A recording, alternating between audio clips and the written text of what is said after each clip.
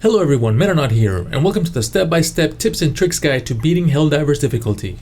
I'll do it solo this time, as I can better explain the basics and mindset behind this. But I always recommend playing with a squad, it's just more fun that way, which I will be making a guide for it next. This video should help further improve your skill set for any mission type of your choosing. In this case, I'll be diving into the oil extraction one, and it makes me happy to know that these videos have helped you all. Thank you for the hundreds of comments I've received about that, I fully appreciate you. So, starting off at the beginning. When choosing where to land, always make sure it's away from the red glowing areas around the map. This is because you need time to call in your initial stratagems, and you want to do it without being bothered. Alright, next is loadout. For this mission, I'll be taking in the now nerfed shield generator, grenade launcher, and any 2 turret stratagems. In this case, I'll be taking in the Gatling Sentry and the Tesla. And for booster, I'll be taking in the stamina enhancement one. For primary weapon, I'll be taking in one of my favorites, the Defender. As I've explained in the choose your weapon tier of this video, this weapon allows for huge mobility and lethality at any range, and is perfect for a solo dive.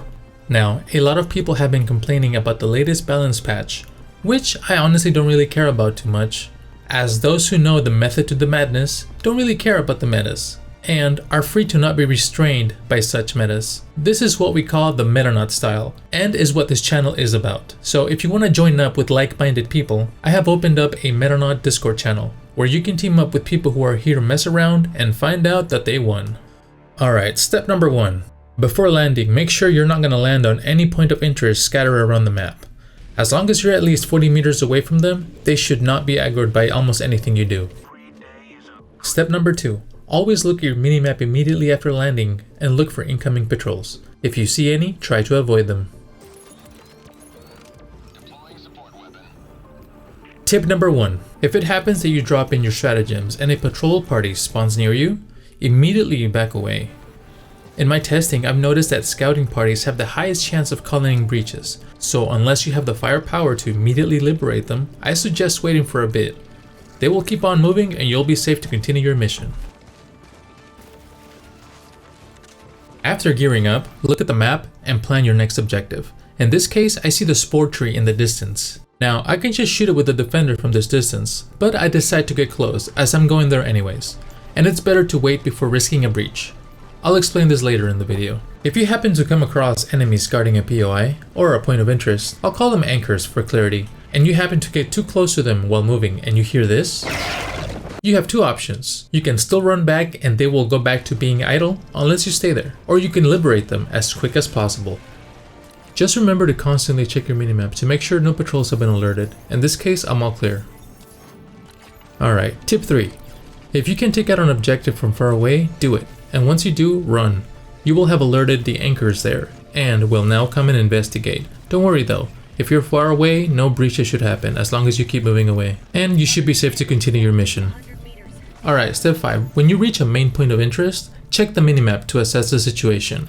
Your goal now is to lure out the horde using the turret strategy.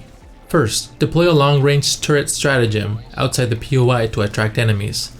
Then, drop a Tesla turret strategically to aggro as many enemies as possible. This strategy causes a chain reaction, with the Tesla aggroing enemies who then seek the nearest threat, drawing them out with the long-range turret. When this is happening though, stay far and opposite from your turrets, as enemies can call in a breach if they're close to you, even without direct line of sight. Most of the time, you'll see these little outposts around POIs, where there are a few enemies scattered in there. These are generally separate from the main POI, so it's safe to clear them out. And you should always clear them out, as they are a breach waiting to happen. Alright, step 6. Once your turrets did their job, go in and clear out any remaining anchors. And remember, when approaching enemies, never run. Either walk or crouch, as this helps you set up and give you time to liberate enemies. And quickly, tip 5. If your Tesla is still up by the time it's clear, and it's too close to you, get rid of it, as it can easily one-shot you, so be careful. And you should now be able to finish the POI without any issues. Alright, tip 6. Whenever you see any red areas around the map, they tend to be bug nests. These nests aren't much of a threat now, but when you extract, the more of them still active at this time, the larger the amount of enemies that will swarm you. So be sure to take out as many of these nests as possible before trying to extract. This leads us directly into tip 7. When clearing bug nests, it is highly likely that you will trigger a breach. This is where the terms I used in my weapon tier list come in: horde disengagement and emergency horde clear. When a breach happens, you should always run and use the terrain to your advantage. The newly spawned breach horde will always go towards your last known location, known by enemies of the same group. In this case, an effective horde disengagement as you tactically reposition yourself. In this case, I lure out the horde of enemies away from the nest. This lets me deal with less enemies when I loop around and come back to clear out the POI. This exactly is an example of an emergency horde clear. The better the weapon is at liberating enemies swarming you and attacking you, the more survivability you will have. Although, it is best if you never find yourself in this situation. For example, this was my mistake that I found myself in an emergency clear, as I should have looped further out to thin out the horde, then apply some horde disengagement from a safe distance.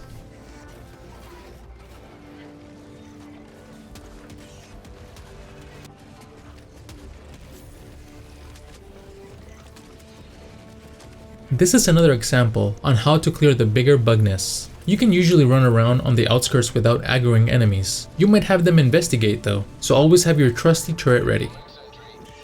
Use your grenade launcher or explosives of preference to take out the nest from far away. If a breach ever happens, just practice horde disengagement and loop around. You should now be able to more safely clear out the bug nests. Just make sure to always liberate the smaller enemies, as all they want is to call in another breach. Tip 9. This one refers back to my how to win versus Bile Titans video, but if you ever find yourself with no way of liberating Bile Titans, use horde disengagement and evasive maneuvers using the terrain to break off from them. As you can see here, I had 2 Bile Titans chasing me and they are no longer, so I am now safe to continue doing my mission. Alright, step 6. When clearing out secondary objectives, always be on the lookout for the SEAF artillery. This is a valuable tool to be used during an extraction, but if you're playing solo, it's not always the best idea. As for this specific POI, the game likes to spawn many different patrols to this location, and sometimes that's just too much time you can't waste. This is because if time runs out, you are no longer able to call in stratagems or reinforcements. And on this next POI, I use the exact same strategy without any issues. Throw the long range turret outside, and set the Tesla in the middle, and everything else works just fine.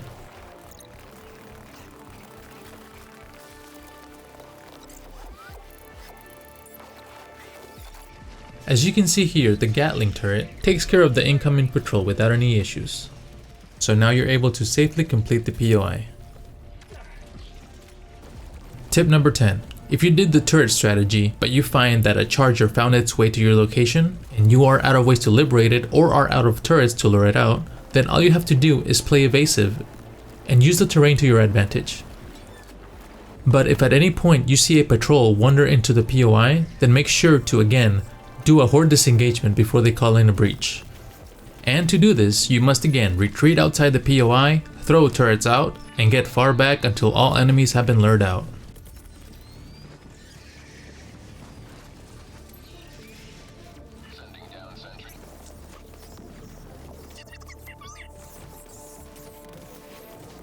Two things have now happened. The charges that were in the POI have now been lured out, and most of the patrol has been taken care of. Now, since the chargers have been aggroed though, they will target the nearest enemy. In this case, that's me. But that's not an issue. Using the terrain lets me quickly disengage from them, causing them to start wandering off outside the POI. Now all I need to do is go back and finish the POI.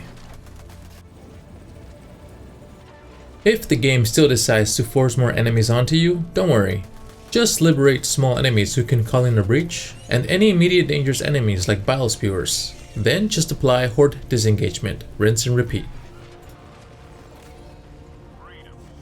Alright, I've received plenty of questions on how to extract solo, so I'll go deeper with explanations. But if you have any additional questions, please leave them down in the comments. The main goal here is to survive until the shuttle arrives. That is self-explanatory, but to do this, you need to apply a couple different strategies. And remember, depending on how many bug nests you got rid of around the map, is the number of enemies you'll get at once at this time. My mistake here was not dealing with the big bug nest right next to the extraction, but since I didn't have enough time, I decided to roll the dice on it. Alright, strat number 1, always move around the outside of the extraction zone. Every time you move inside or stay in the middle of it, all it does is cause the horde to become unmanageable and enemies coming at you from all angles. Strat 2. Depending on the situation, make wide or sharp turns around the POI. This skill is important to master as it will dictate the flow of battle. Wide turns make hordes group up, making them easier to manage, but making it easier for chargers to get to you. If there is terrain near, it can save you from chargers coming at you, but cause the horde to begin to surround you. So make wide turns most of the time and sharp ones when necessary. Tip 11. The two most important stratagems you should have memorized by now are resupply and reinforce. These will allow you to quickly resupply if needed and revive your teammates immediately when necessary.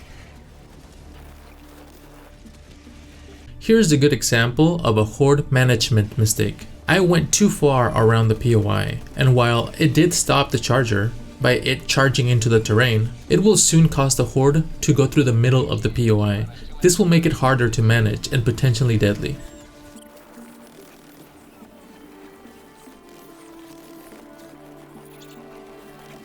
Tip number 12.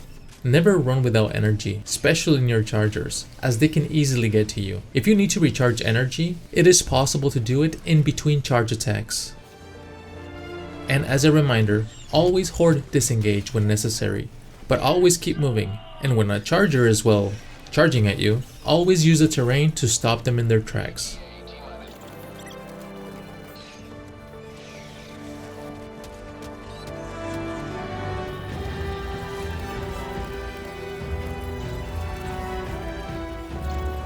Tip 13. If you can take out patrols before they join the party, do so as quick as possible, as they can call in additional breaches. Also, notice how I've cut through the middle of the POI? This will soon cause big trouble for me, and with the time having run out, I get no additional reinforcements or stratagems. So this isn't going to look pretty for me. Let's just watch the rest. This is a perfect example of what a small horde management mistake can cause. I am now outnumbered and surrounded, and only a miracle can save me. Even if I dive and try to evade, there are too many hunters, and I'm basically perma-slowed, making me a perfect target for chargers.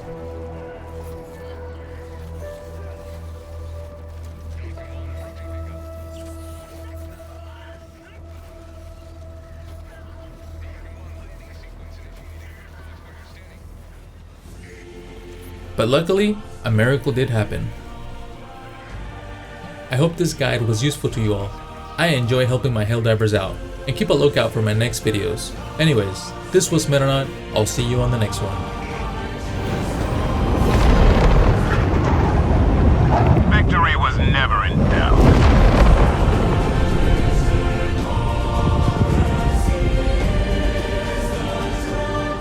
And if you're wondering how I lost that reinforcement, here's how it happened.